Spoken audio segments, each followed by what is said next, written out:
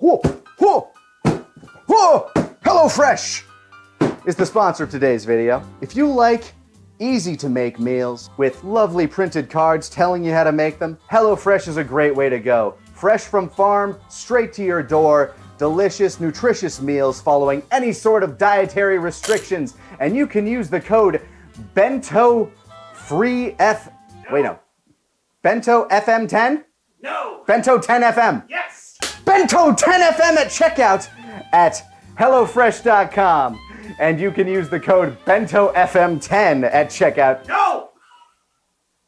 BENTO10FM. BENTO10FM at checkout to get 10 free meals with your subscription. So thank you, HelloFresh, for making food easy to make, delicious to consume, and for gifting 10 free meals to those that use the code BENTO10FM at checkout when you go to HelloFresh.com.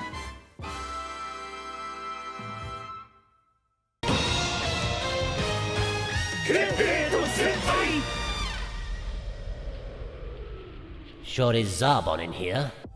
Kaiser, Hi, Nick. What? Hi, what? we got more episodes of Daima. Oh, we do? More episodes came out. Yeah, what are these episodes? We got episode 13, surprise! And episode 14, taboo. Okay. They dropped since we last talked. And so we should talk about those in order to be actually caught up, maybe. I don't know. Actually, I think technically 13 dropped before we last talked, like a day or two before. Yeah, the day we talked. Yeah. And then 14 dropped Friday. So let's talk about those, because I actually rather liked both of these episodes for different reasons. Okay, so I'm halfway there with you. Yeah? Yeah, I'll say, I mean, it's going to be obvious which one I didn't like immediately, but... Okay. Then let's start by talking about episode 13, which is, funny enough, as we were talking about, like, the difference between GT and Daima, you were saying that GT was much more, like, episodic near the beginning, focusing on, like, little adventures, and that's what episode 13 was to me. Yeah. I mean, it smacked immediately of B Planet, just because, you know, giant insects, giant everything, and while it didn't quite have the same level of whimsy, I still really enjoyed it as just like a small little slice of an adventure where our heroes are having to deal with a Honey, I Shrunk the Kids planet, which is labeled the second most dangerous planet in all of the Demon Realm. Which I think is very interesting.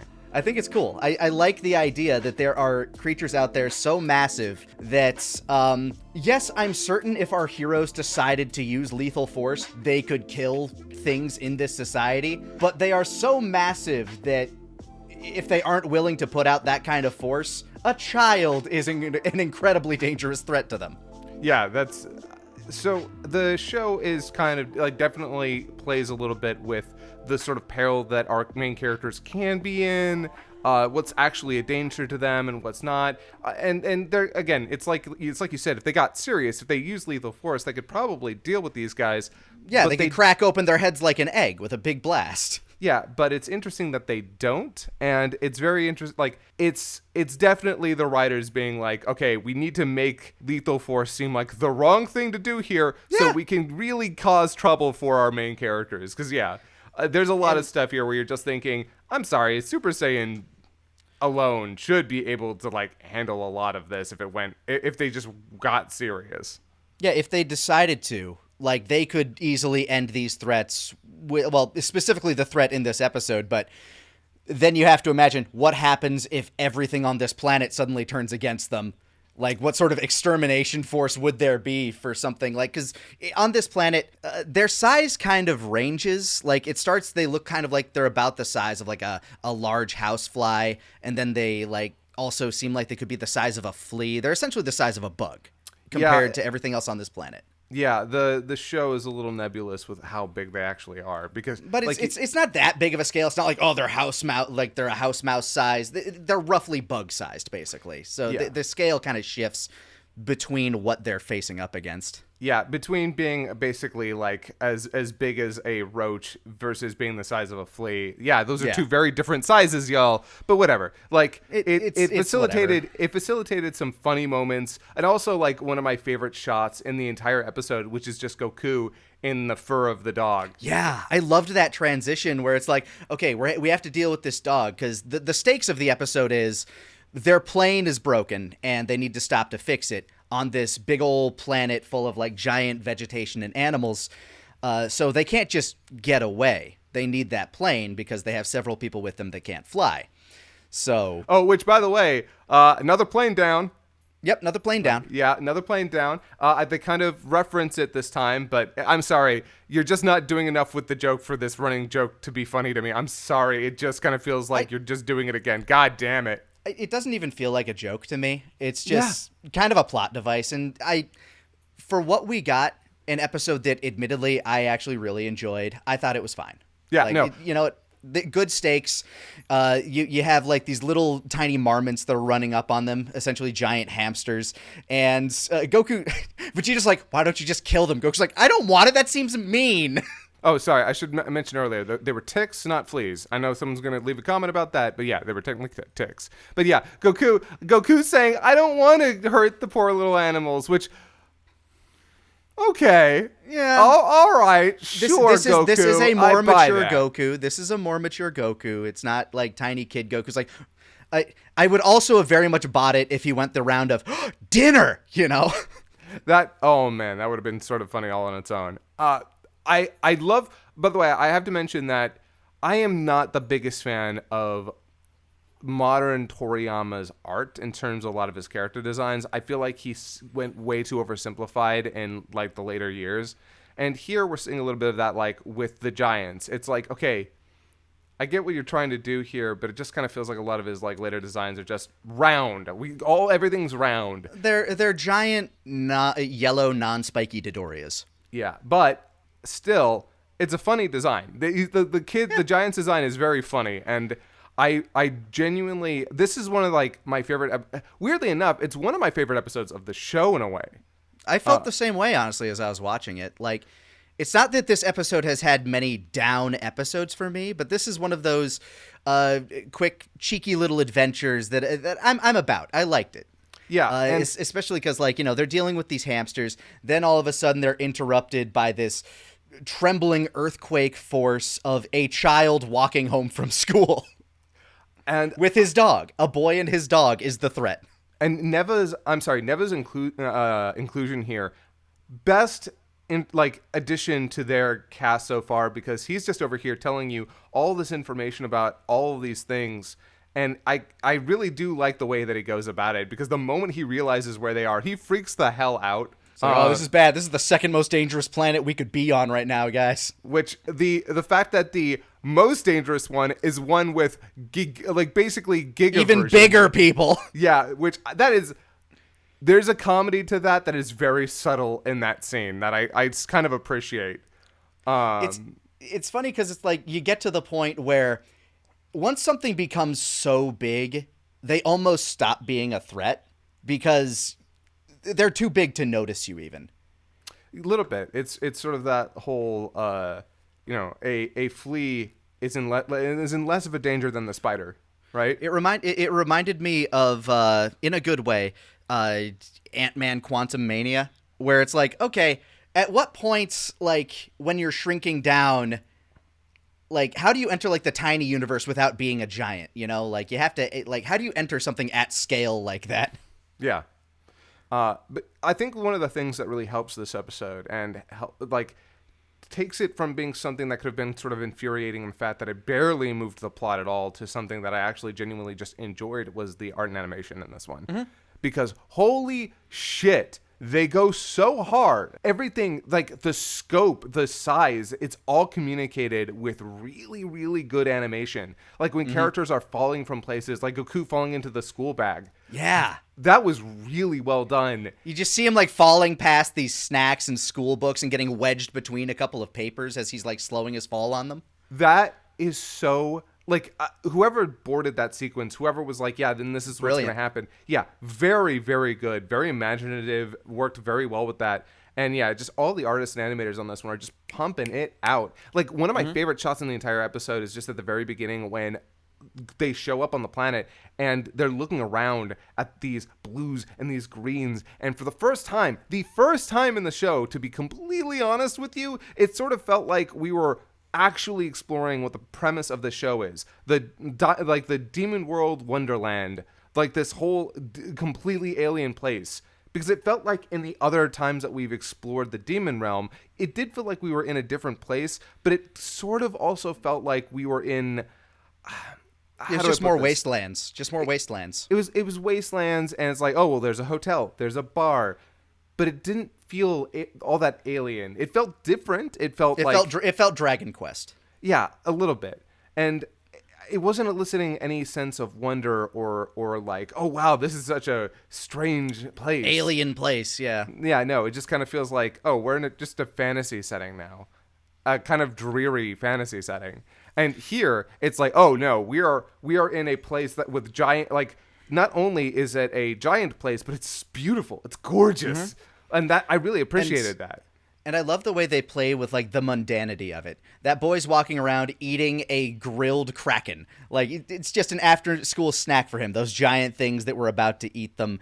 And he's just on his way home from school with his dog. He sits down to have a snack, and the dog gets curious about all the noises that are happening. And he's just sniffing around, being a pup, looking at them. He's like, hey, what's that shiny thing? I'm gonna go get it. And Goku's like, oh, shit, it's gonna break our ship. And he has to fire a Kamehameha into the side of the dog. And like you were saying with the, just kind of like the art style, the animation, the transitions, that moment where Goku flies into the fur is such a cool transition. Because like you immediately understand what's going on and you kind of get what's about to happen. He's about to get attacked by the little bugs on the dog. I loved that. It's so good. Also that Kamehameha that he does. I love the stank that this show puts on every Kamehameha. The impacts in this show are... Mwah. Yeah, it's kind of great because it definitely felt like, say in GT, almost none of the Kamehameha in those look very good at all. Like some of them looked all right, but in here, every single one of them is busted out in a very specific moment and they look really good. And it's just, yeah, I noticed that. It's also, it was a little bit funny to me. A little bit funny that he's like, oh no, I'm not going to make it in time. So I'm going to stop and charge a beam. And that the beam will go faster than my flying will. Okay, all right. I partly expected him to go like Super Saiyan there or something. Vegeta busts out Super Saiyan pretty quick because these things are big enough that I guess that's just relative threat scaling. So they get once they hit the dog and the dog yelps out, they get the attention of the boy, who is now very curious because it's just like, oh, little bugs. What's this fun little toy they have? And he starts like trying to swat at them and Goku's having to like battle him. Imagine swatting at a fly and it stopping your attack. That like the boy's just like, the hell? Yeah, I love that. Yeah, it's honestly, so a lot of the feedback that I saw about this episode was mixed. There are some people who feel a little bit closer to how I feel, and there are other people who feel like this is the weakest episode of the show. And on one hand, like, I fully believe that this is one of the better, and just in that it more outwardly fulfills the premise of the show, and the art and animation really, really sell all of it. Yeah, some of y'all just don't like fun, man. I saw some people in our first episode commenting that they don't like Hibis. Some of you just don't like fun. Actually, I can see not liking Hypus, but that's beside the point. I mean, no, it's exactly the point. But when it comes to this episode, I can understand that the fact that it doesn't move anything. Like, the only thing of consequence to the plot that happens in this episode is, well, there are two things. One, we're introduced to Magilite, which I'm not sure how much that's going to play into the plot later on. I have a note on that, but go ahead. And the second thing is Degasu has to shut down the fish. Yeah, he turns off the fish. Nobody's ever done that before. They have a massive switch for it just to do it, but... I found that so interesting. Why the switch? Like, that's very interesting to me that they have a switch for it. They have like a lever that they pull. Again, I think it's something about the like taking the sacred and making it mundane that's just a big thing of Dragon Ball. But That is true, and that's why I didn't dislike it. And when I saw that, I was like, they have a lever for him. That's funny. That's weird. But that, again, I didn't dislike that. I just thought that was peculiar. And you're right. That is just taking something magical and mystical. This gates to other dimensions, and there's just a lever over here. You pull it to shut it down. fish go sleepy. Also, like, gorgeous scene. Like, again, the color work in this episode is so damn good. Mm-hmm. Yeah, I liked it a lot, and even though it barely moved the plot, it was really entertaining, so I was sort of okay with that. Yeah, I liked all the little character moments, too. Like, Hybis, who's just, like, chilling there. It's like, hey, I need a boost. You, be my bench. And if it were anyone but the king's daughter, he probably would have told them to fuck off. But then he's just sitting there the whole time as Bulma and her just like standing on him having a conversation. And I loved Bulma being super industrious, finding this new source of energy and being like, hey, if you help me get some of these, I'll build you a few ships for free. And like she's literally setting up a way to get clean energy for her plans. Like, if I keep building them ships, they'll keep sending me this stuff. I'll be fucking rich. I love the industrious nature of Bulma. Yeah, Bulma hasn't had a whole lot of focus in the show, but she's been good. She's been good. Yeah. Like, I do think that my favorite thing about this show so far is just it feels like all of its characters are likable. Where in GT and Super, they struggled with that a little bit. Sometimes certain characters were more likable than others, and I definitely think it's coming down to all of the writing. The writing here feels the most Toriyama that any of the anime have ever felt, that where like it wasn't based immediately off of the manga. Yeah, no, I've been enjoying this show throughout. I am glad that these last two episodes were like a little more episodic. Episode 14 being a bit more plot and exposition heavy, which I actually didn't mind. I kind of liked what they explained in it, but I haven't felt like any of that pacing ache that I was worried about once I got all caught up from the binge. I am still like, I want more. I am fascinated that in episode 14 you didn't feel a pacing ache, because I wanted to put a goddamn bullet in my head because of this episode. I hate this episode. I hate this episode so much. You don't like Beta Ginyu Force? I hate the Beta Ginyu Force. I hate them with a passion. They immediately put me off. I'll admit I'm not a huge fan of them, mostly because they just look a little too samey. Like, they need something to vary up their designs a bit more than hairstyle and where they wear their ears. Yeah, I just think that, one, their designs are incredibly boring for being what they are. If for being normal soldiers, they were fine. I was okay with them. I didn't have really a positive or negative reaction to them. I was just like, oh, okay, they're the gendarmerie, they're the elite royal guard, they're just mooks. But now it's like, okay, we're going to have an entire episode where we introduce you to the special elite mooks, and they're just basically the same mooks with like only different two of body them shapes. seem actually distinct. Yeah, they have different body shapes, and that's kind of it. The leader stands out the least out of all of them, which is the weird thing. Yeah, and also, why are we doing a parody of the Ginyu Force, who was a parody of Super Sentai? Why are we I will say I did like the scene with them in the store. I liked that scene. I would have liked that scene if the pacing weren't garbage. Like, it takes so long to get to the joke, and like everything that happens in it, it's not that funny, and the payoff is not that funny. Like, turns out, we can't afford the kids' snack, so here you can have those stuff that you were going to get. But I do like that it kind of gives them a bit of character. They aren't just these asshole guards. They're trying to be cool. They're trying to be role models, even though Majin Ku and Majin Du are almost certainly amplitude stronger than them. Oh yeah, no, I don't dislike the idea of the scene, but the pacing was just so slow and boring. I don't know what it was with this episode, because it's boarded very well in terms of like the boarding and everything, and the art and animation, everything's fine. But when it came to like what happened in this episode was they find out that the fish is shut down. The fish is sleepy. And Goku gets knocked out by the gate. Neva opens the gate. We're introduced to this Ginyu Force Beta, and we have the scene in the diner. Those are not the diner, the convenience store. Those are what happens, but it feels like all of them are just so slow. And I will give it some flowers in the fact that I really liked the way it presented Neva in this. Yes, I liked the mystical aspect of everything, like him casting these spells, showing how strong Namekian magic can be. And the fact that this guy's been around for so long, he was the one that gated these places off because he wanted his people to live in peace. And eventually that just kind of threw things out of balance anyway. They all left. They got exploited regardless. And he's just been playing this long game against the ruling class.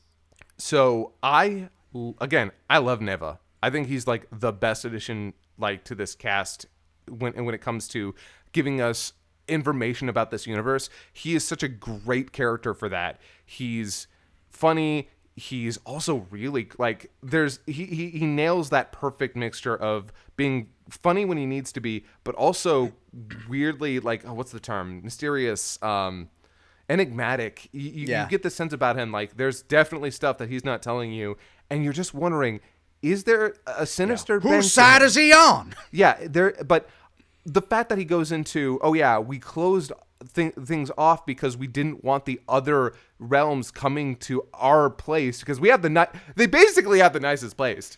Yeah, they had the demons, like they had the bandit demons on one side and the oppressive regime on the other. It's like, come on, man, I need a gated neighborhood. Stop.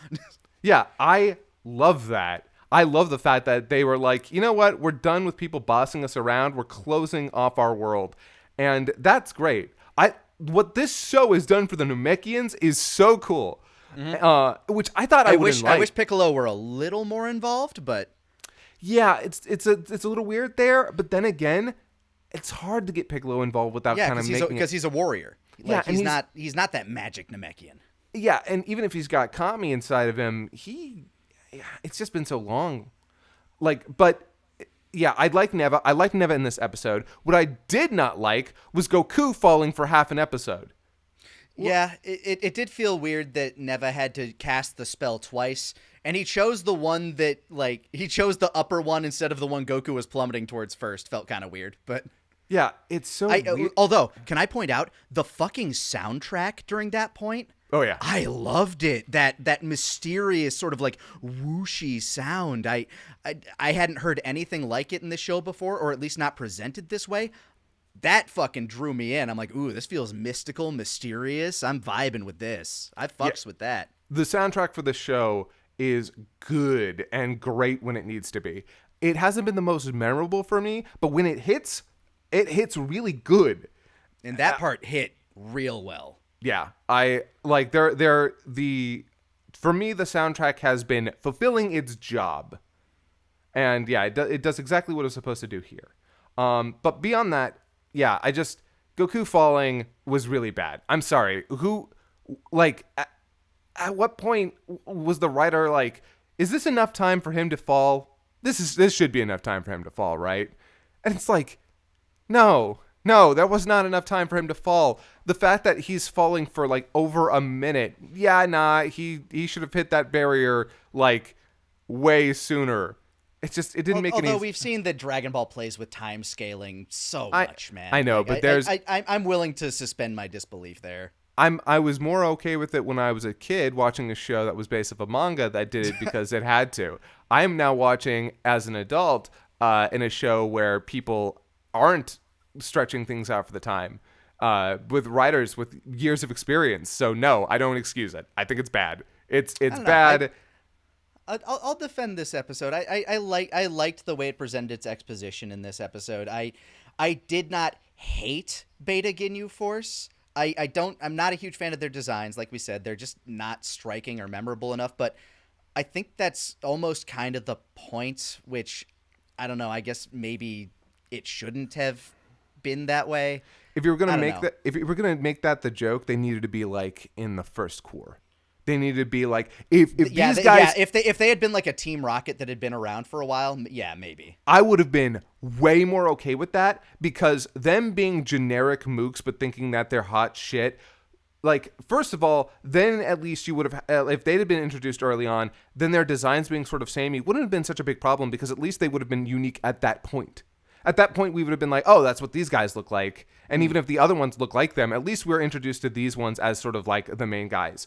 But as opposed to being kind of like generic compared to the generic troops we've already seen. But we are in the third act, y'all. This is we're entering Endgame here. This is supposed to, like, the next stretch of episodes is the end. Why are we getting introduced to these generic dudes here? It sucks. I'll be interested to see what they do with them. Like, it's clear that they're a joke. But, you know, even though you say Goku is falling for half an episode, the commercial break is over after the gates are open. Like, he only falls for essentially a quarter of an episode, if I'm going to be fair. Oh, that makes it that much. Yeah, that makes it okay, I guess. This episode did feel like 2 episodes. It felt like one. It felt like half of one. Really? Okay. Okay. No. The first half of the episode is Neva explaining the gates and stuff like that, getting introduced to the Beta Ginyu Force, and him eliminating the gates. The second half of the episode are people reacting to, oh shit, the gates are open, and the Beta Ginyu Force at the convenience store with the boys, and them getting to the planet, losing another plane. Oh yeah, and now that plane is gone, and I think we're done. Are we done with planes? Are we done with planes? I think we're done with planes. God, at this point, because it feels like we're in a bit of like a climax. Yeah. Because they're running away from the army, which is blasting at them. We got another fun Hibis moment where Bulma looks at him with concerns, like, "Can you fly?" It's like, "Why do you need me to carry you?" No, I'll have Vegeta carry me. He's like, "Oh, thank God." I didn't know Hibis could fly. I'm glad he can. Obviously, it feels like everybody in Demon World learns how. Yeah. That being said, look, it's not okay. It's not that this episode felt like it was half an episode for me. If you take everything that's in it, it is a full episode's worth of material, but the pacing for it and the actual, like, it's just dragged out in this weird way. Every scene feels like there's just a little bit too much for every shot.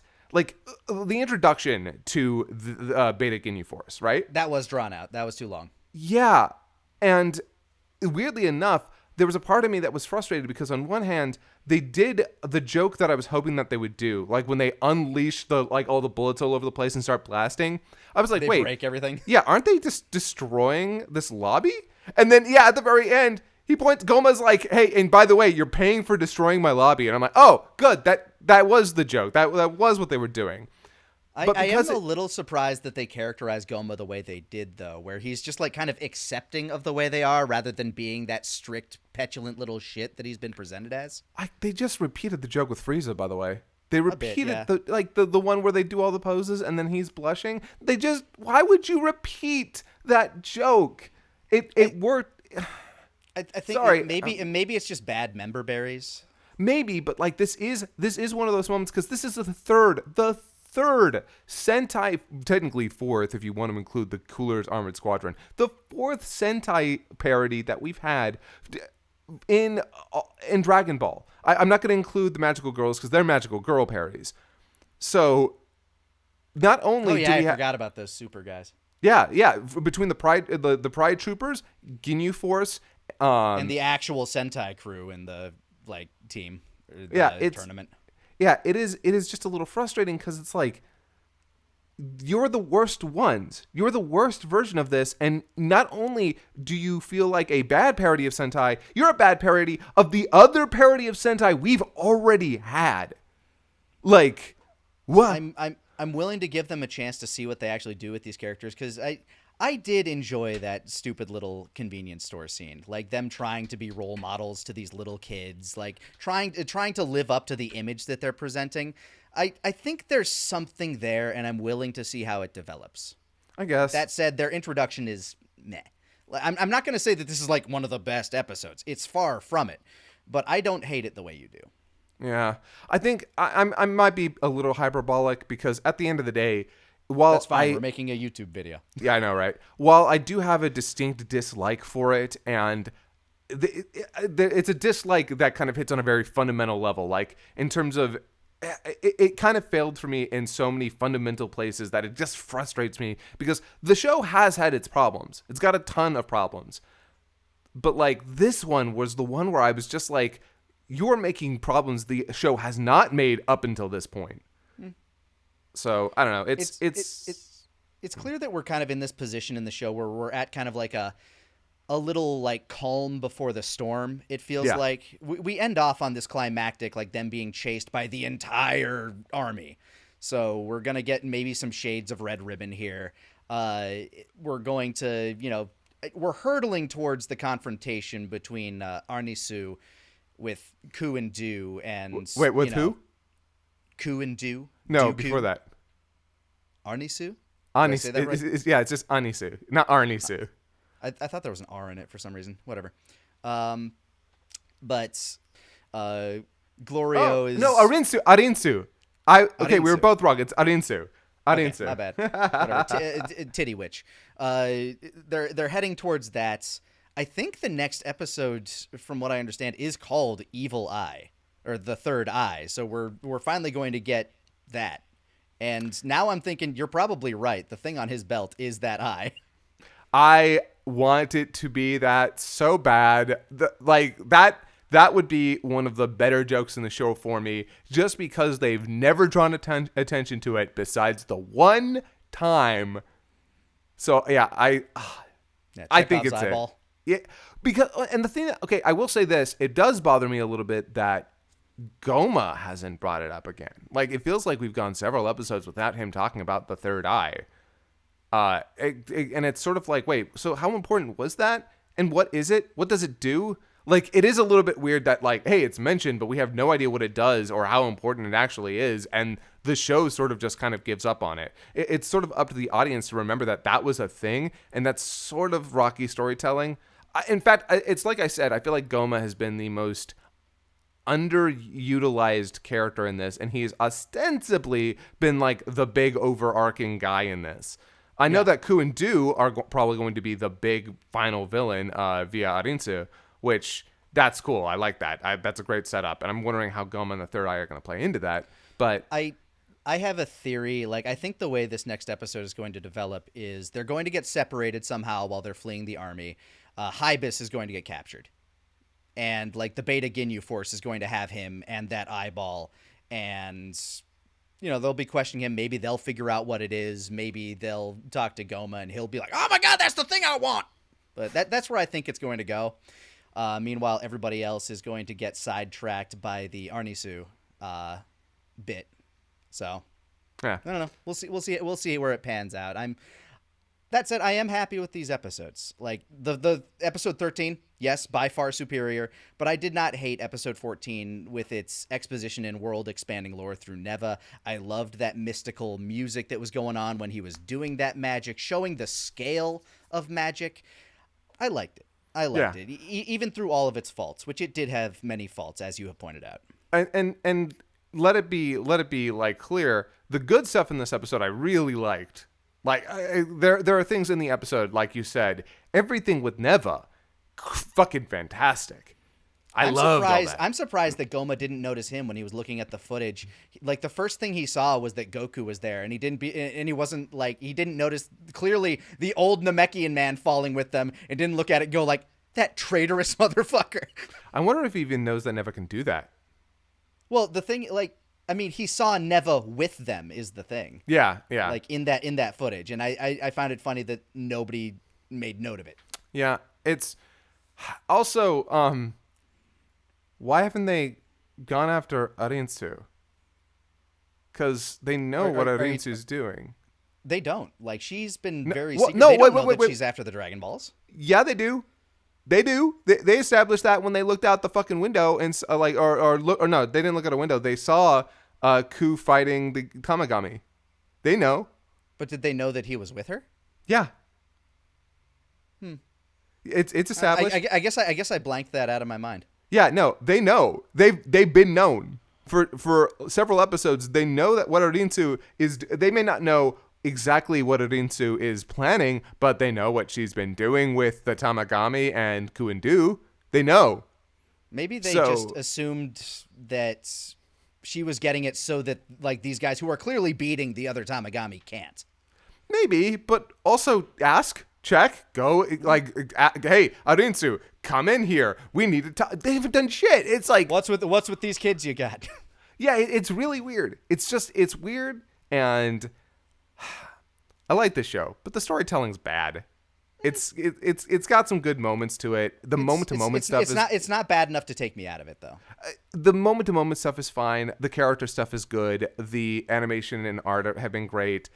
But damn, its writing is so messy. It really feels more first draft than God. Toriyama's week-to-week manga. Look, I'll be honest. If this show can stick the landing, it might be my second or third favorite Dragon Ball. If it can nail the ending, which would be very interesting to see, I'm very curious how this climax is going to pan out. If the ending is really good, I would be happy with that, and I think I'd already kind of placed it over GT for me. Oh, but yeah, it's already well above GT. yeah, but I don't know. think at the moment I still think like at the moment I'm sitting like this is probably better than Super. Its presentation is like the best of Super is like the best of Super might hit alongside the best of Daima, but Daima on average is better than 90% of Super. So Yeah, it's just I think like the biggest advantage it has is just the pacing. Like Super has some immensely high highs. Like there are some hype ass moments in Super. But as far as like an adventure show where there's still some like really sick action, I think Daima's stronger in my opinion. the action on average is pretty good, and in terms of just the, again, episode to episode feeling, while I might have been disappointed with this one, there was never a point where I'm like, oh God, do I even want to tune in next week? Because Super got that out of me, yo. Like, Super had to drag me along by being a huge Dragon Ball fan for me to get to some of its good stuff. Like, if I were a normal person watching Super, I don't know if I would have been able to manage that.